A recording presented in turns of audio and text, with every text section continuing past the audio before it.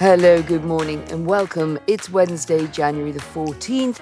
New day, new U-turn as the government rolls back a key part of its digital ID scheme, saying it will no longer be needed to prove you can legally work in the UK. A clear identity crisis? My name is Anne McElvoy from Politico. And I'm Sam Coates of Sky News. On the day that Wes Streeting helpfully and pointedly told a conference that government should get it right first time, it emerged that the digital ID scheme will no longer be mandatory for working age people. When the scheme was announced in a hurry in September, using it to show that you have the right to work in the UK was the reason that Keir Starmer used to justify the project in the first place. But nearly 3 million people had signed petitions opposing it, and it remains unclear how the scheme now will be funded. The Chief Secretary to the Prime Minister has sent a begging letter around Whitehall looking for cash to support it. Yeah, the whole thing has been a mess from the start. The original justification for that need for digital ID was because Keir Starmer wanted to bear down on illegal working. But of course, employers already were obligated to do checks, and digital checks can be done using other forms of ID like passports. So the kind of principal case in favour had rather crumbled made by the Prime Minister. Keir Starmer now looks like he wants to justify the scheme as something that will make people's lives easier if, frankly, and it ever gets off the ground. Well, London Playbook this morning, Sam, reporting 2 people have told them that Josh Simons, the minister given responsible for digital ID in the mini reshuffle only last week, was among those pushing hard for that compulsory element to go. This has also been a bigger strategic heave to scrape the barnacles off the boat, as Linton Crosby once put it, of policies and pledges blurring government focus. So I think this U-turn has been in the making for a little while already. That's actually fascinating. You just have to look at its progress from the start. It was a project that was rejected by Shabana Mahmood's Home Office as something that they should oversee. It briefly was overseen by Liz Kendall at DCIT after the reshuffle put her in the technology department, but then was handed after Labour Party conference to Darren Jones, the Chief Secretary to the Prime Minister, and then got its own minister just a week ago in the form of Josh Simons, and then he immediately tried to kill key parts of it. It feels like sort of Starmerism live in action.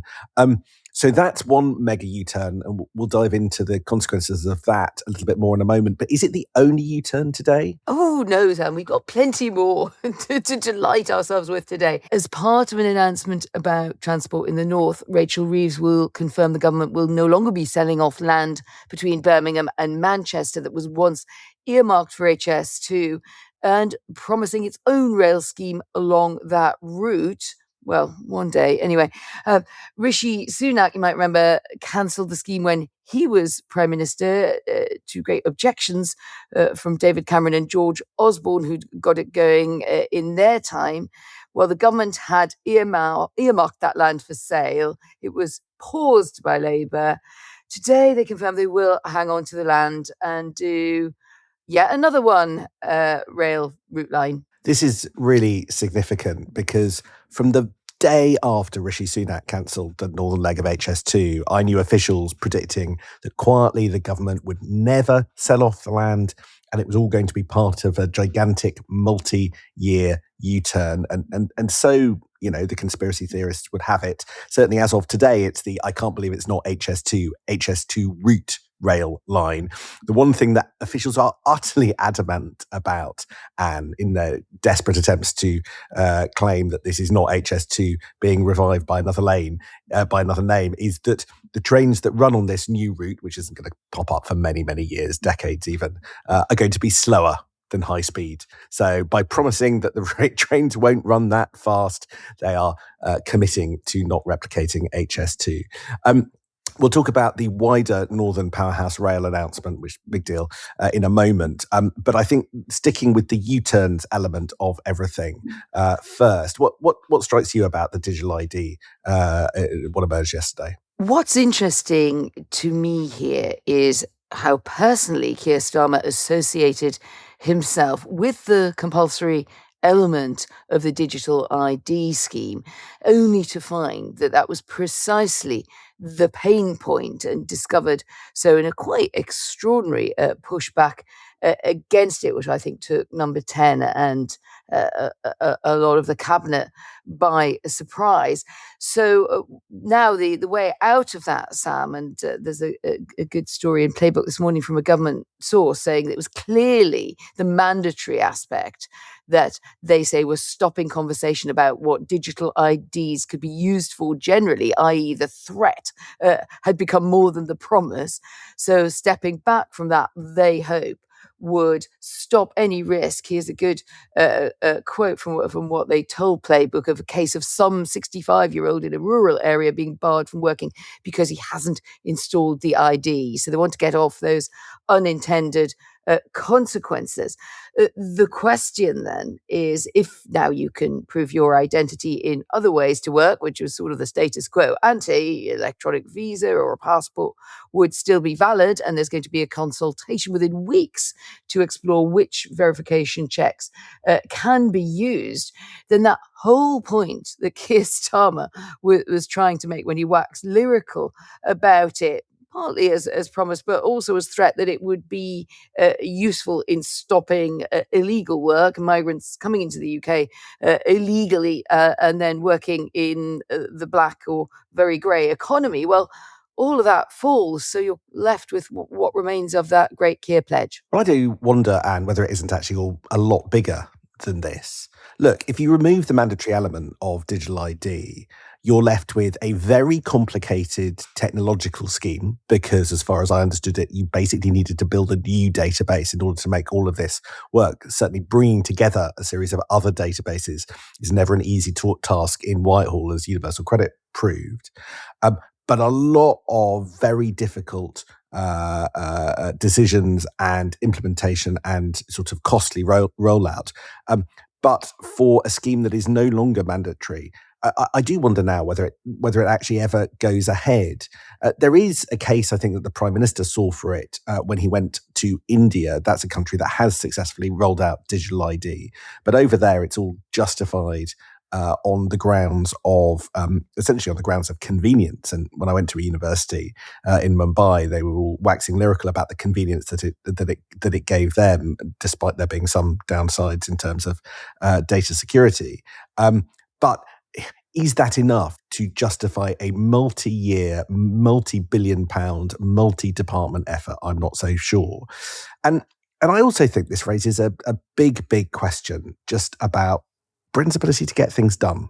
And I think this goes to the heart of, I think, why voters get frustrated. So I really want your view on this. And it's because, and this is why the theme of U-turns is so pertinent today, where, governments adore, they love announcing big multi-decade projects, right?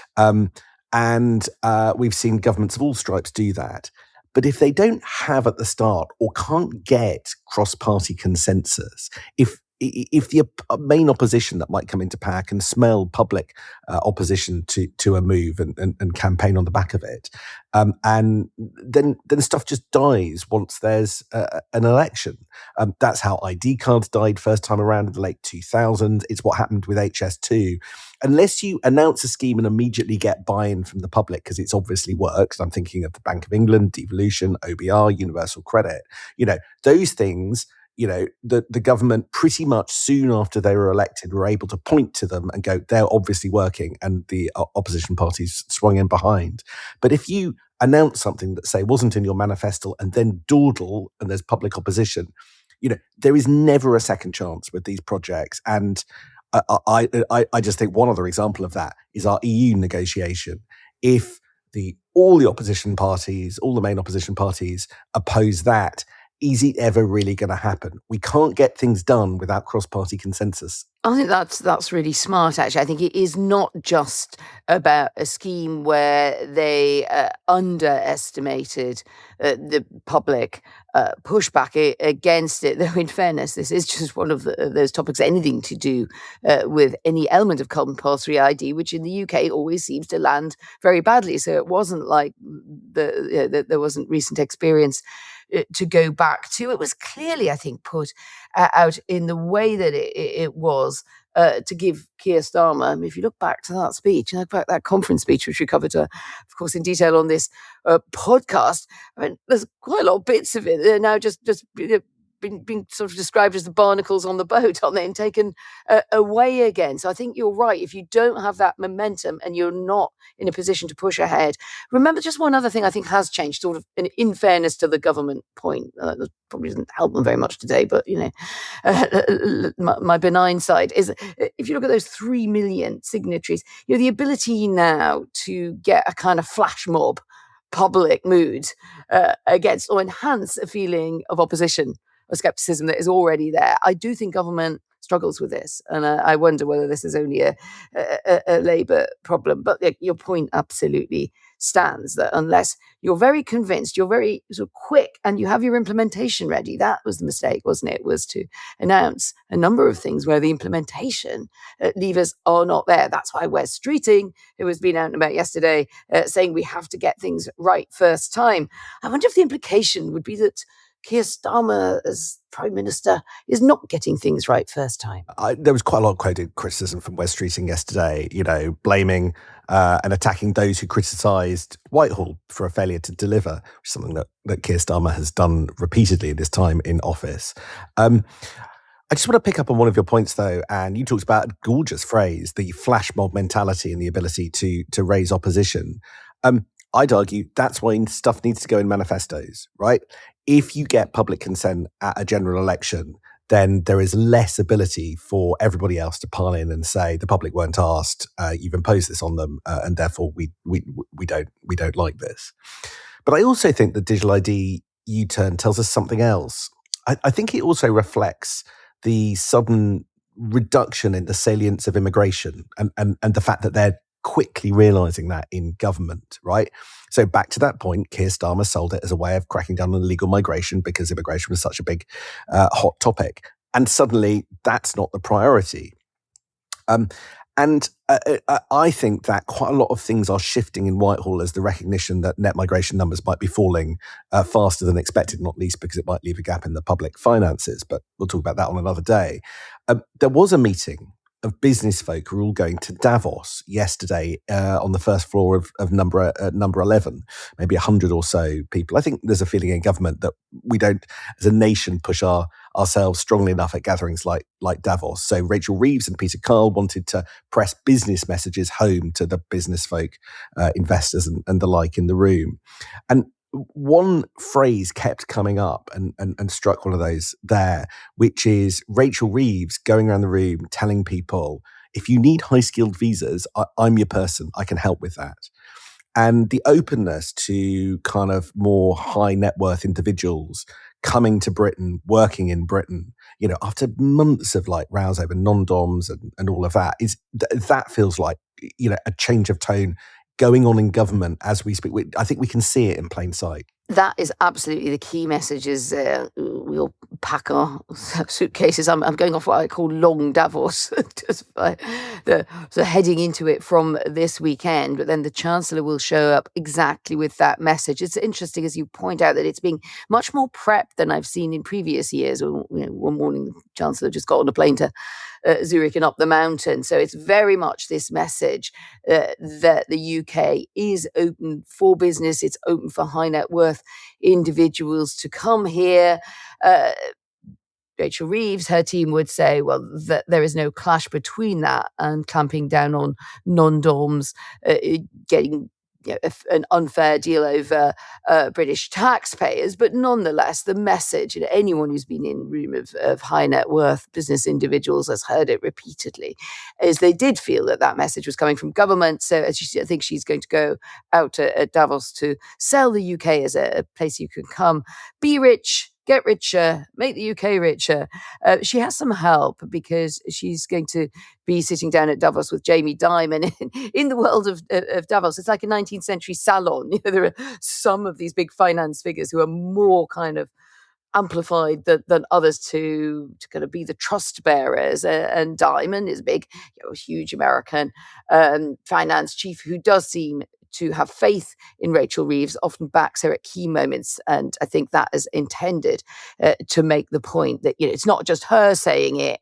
This big, successful, very influential, wealthy guy next to her is also going to be amplifying that message for her. Okay, Rachel Reeves is also front and centre with this Northern Powerhouse Rail announcement today. We've only got about a minute to talk about it. I'm going to very cruelly say I'm not sure it's worth particularly more because it's more futurology than hard policy. Essentially what's happening today is that the government is announcing that it is spending 1.1 billion of the 45 billion that is needed to do Northern Powerhouse Rail, which is the Sheffield and Leeds and York, Leeds and Bradford sort of rail upgrades. And they're not putting any date on when these things are all going to come into service. It's a big splashy affair. Rachel Reeves actually thinks it's so important she was phoning around newspaper editors yesterday to sort of sell the plan to them. I saw some of the briefing about this, Anne, and stuff that one official said on the record. They said, the north of England is an untapped gold reserve that we haven't yet used. Now, as somebody who remembers George Osborne's, Northern Powerhouse project in 2014, Boris Johnson and in Levelling Up and multiple other strategies, I just wondered whether that came across to you as ever so slightly patronising. What? As your voice of the Northeast, your co-host from Northwest Durham, I think it could do. I do think the North is still feels, and particularly the eastern side of the North. I mean, the government talks about the North. I think it drives people crazy, both in the Northwest and the Northeast is a big Pennines thing right down the middle. And I think this is, one of the areas where I think that it's all become a bit confused is the strategy about a business, technology, upgrade for the whole of the north of England, or is it about kind of transport links that we've laid out? And you rightly point out we probably shouldn't spend more time on. Just to give the government a kick of the football on this one, I did speak to one cabinet minister and said, look, is this really worth the paper? It's not written on screen, it's typed on.